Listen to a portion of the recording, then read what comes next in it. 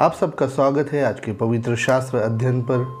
आज हम पवित्र शास्त्र के प्रमाणीकरण इस विषय पर बात करने वाले हैं। मैं pastor Sandeep Kamle, the door Christian centre church, आप सबका स्वागत करता हूँ हिंदी बाइबल अध्ययन और सरमन्स इस चैनल के ऊपर। पवित्र शास्त्र का कैनन ये जो शब्द है यूनानी या ग्रीक भाषा से है, जिसका अर्थ है नापने की छड़ी या नाप।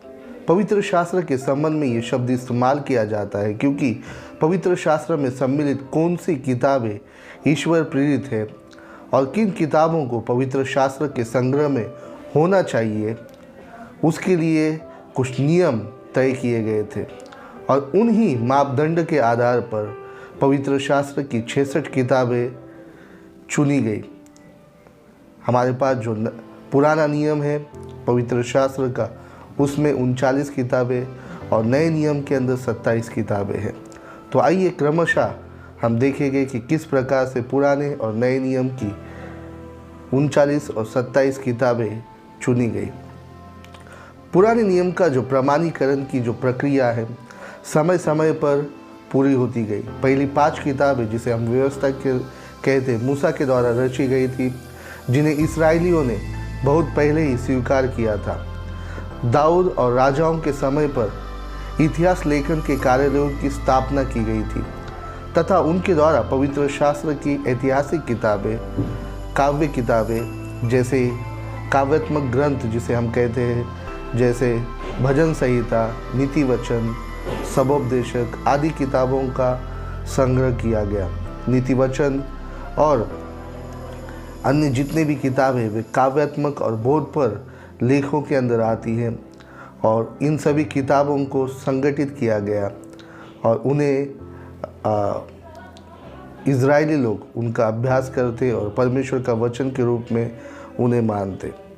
एज्रा और नेहम्याह के समय तक भविष्यवक्ताओं की सभी किताबों की पहचान की गई और उनके पास पवित्र शास्त्र का एक संपूर्ण लेख था। ईस्वी पूर्व 292 से लेकर 279 तक इब्रानी पुराने नियम का पूर्णतः संकलन हो चुका था तथा सेप्टुजेंट अर्थात 72 ग्रीक विद्वानों के द्वारा इब्रानी भाषा से ग्रीक भाषा में उनका अनुवाद हो चुका था और उसे ही सेप्टुजेंट संस्करण कहा जाता है।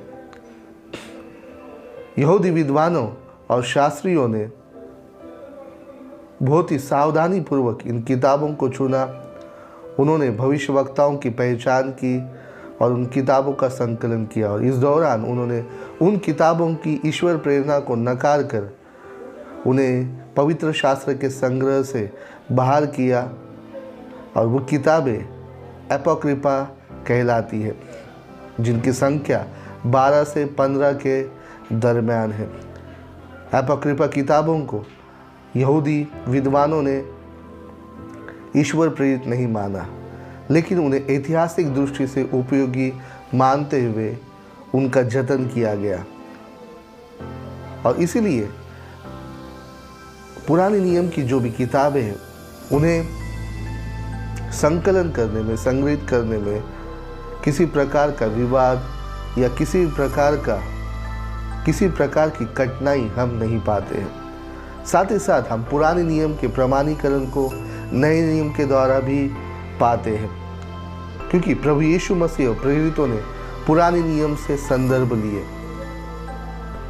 प्रभु यीशु मसीह के समय पर और प्रेरितों ने पुराने नियम की 39 किताबों से संदर्भ देते हुए ये प्रमाणित किया कि वे किताबें ईश्वर प्रेरित हैं और उन्होंने उसे पवित्र शास्त्र लेख या परमेश्वर के वचन कहकर उनको उल्लेख किया। हम देखते हैं 2 तिमोथी 3 अध्याय 15 और 16 वचन में पौलुस पवित्र शास्त्र को ईश्वर प्रेरित मानता है। पतरस भी कहता है कि कोई भी भविष्यवक्ता वो अपने आप से उसने कोई भविष्यवाणी नहीं की, बल्कि वे ईश्वर परमेश्वर के द्वारा प्रेरित होके वे कहते थे। और इसी प्रकार से हम देखते हैं नए नियम के समय तक आज जो विद्यमान पुराना नियम जिसकी 39 किताबें हमारे हाथ में है वो पूर्णतः अधिकृत थी और इस्तेमाल में थी और उनका संकलन हो चुका था। आइए अब हम नए नियम के प्रमाणीकरण के बारे में देखेंगे। चौथी शताब्दी में ईस्वी सन 397 तक 397 तक नए नियम की 27 किताबों का प्रमाणीकरण पूर्ण हो चुका था, लेकिन एक बहुत ही पेचीदा काम था, क्योंकि उस समय आवश्यक था कि ईश्वर प्रेरित लेख या दस्तावेज या किताबें कलीसिया तक पहुंच सके और कलीसिया झूठी शिक्षा से दूर रहे और नाश होने से बचे। और इसीलिए अगुओं को लगा कि जो किताबें आज कलीसियाओं में प्रसारित हैं और प्रचार की जा रही है, क्या वे परमेश्वर के द्वारा ही है।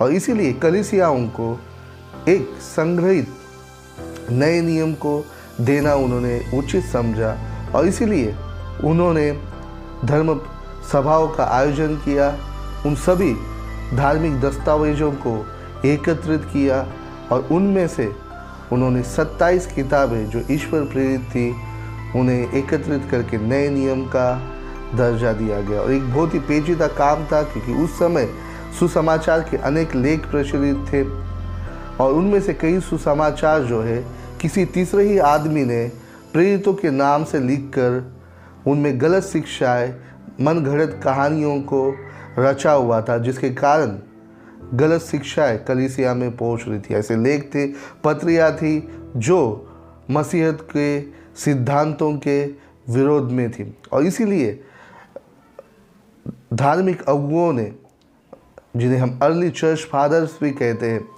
और उस समय के अगुओं ने बड़ा परिश्रम कर जो मूल दस्तावेज है उन्हें संभाल कर रखा था और उन्होंने कुछ नियमों को और मापदंडों को निर्धारित किया और उसके तहत ही नए नियम की आज जो 27 किताबें हमारे पास है उसे संकलित किया गया।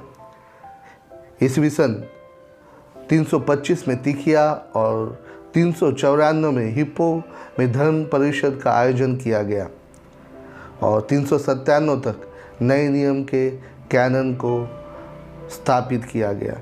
और इस कैनन के लिए जो 4 नियम बनाए थे उसके बारे में मैं बताना चाहता हूँ। सबसे पहला नियम था, उन्होंने देखा कि क्या वे किताबें या लेख प्रेरित या प्रेरित के समकालीन जो प्रेरितों को जानते थे उनके साथ रह रहे थे ऐसे निकटवर्तियों ने लिखे हैं कि नहीं।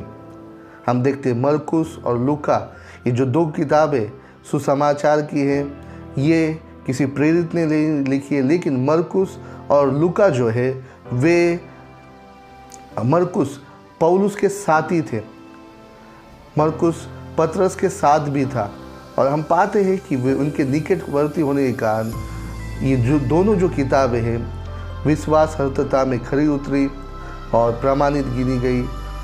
दूसरा ये था कि क्या वे किताबें या लेख प्रारंभिक कलीसिया के द्वारा स्वीकार की गई थी या नहीं।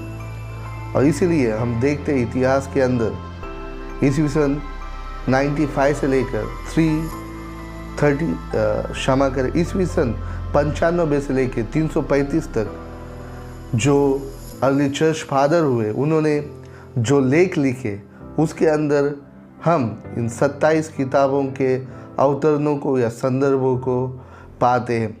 और इसके द्वारा ये पता चलता है कि प्रारंभिक कलीसिया ने जो है इन किताबों का अध्ययन किया था। साथ ही साथ उन्होंने उन किताबों का संग्रह किया जो भूमध्य सागरी प्रदेश जो कहलाता है, जहाँ पर कलीसियाएँ थी, इन भूमध्य सागर के चारों बाजू में उन सभी कलीसियाओं में जो प्रचलित हस्तलेख थे उन सभी को संग्रहित किया गया, और जिसके द्वारा उन्हें पता चला कि प्रारंभिक कलीसिया के अंदर ये जो 27 किताबें हैं वे प्रचलित थी।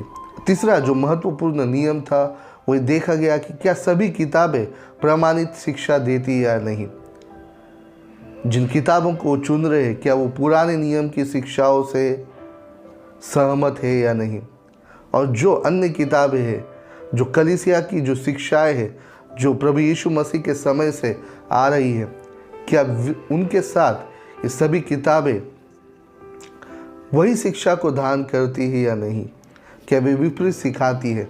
और इन बातों को तीसरे नियम के तहत देखा गया। और चौथा और बहुत महत्वपूर्ण ये, उनकी ईश्वर प्रेरणा जांची गई और इसके तहत उन्होंने उसके आत्मिक और नैतिक मूल्यों को जांचा। क्या वे किताबें ईश्वर प्रेरित है, क्या परमेश्वर उनके द्वारा बातें करता है, नैतिक और आत्मिक दृष्टि से वे क्या शिक्षाएं देते हैं। और ये चारों नियमों को देखते हुए कार्थेज की धर्म सभा के अंदर 397 में नए नियम का जो कैनन है संग्रहित किया गया। और इस प्रकार से नया नियम हमारे हाथों में हमें प्राप्त हुआ है। मैं आशा करता हूँ कि ये वीडियो ज़रूर आपको उपयोगी साबित होगा और आगे चलकर इस विषय पर हम और भी डिटेल में स्टडी करने वाले हैं। और इसीलिए यदि अभी तक आपने हमारा चैनल सब्सक्राइब नहीं किया है तो उसे सब्सक्राइब कर लीजिए, जो बेल आइकॉन है उसे दबाइए ताकि आपको नोटिफिकेशन मिलता रहे। परमेश्वर आप सभी को आशीष करे।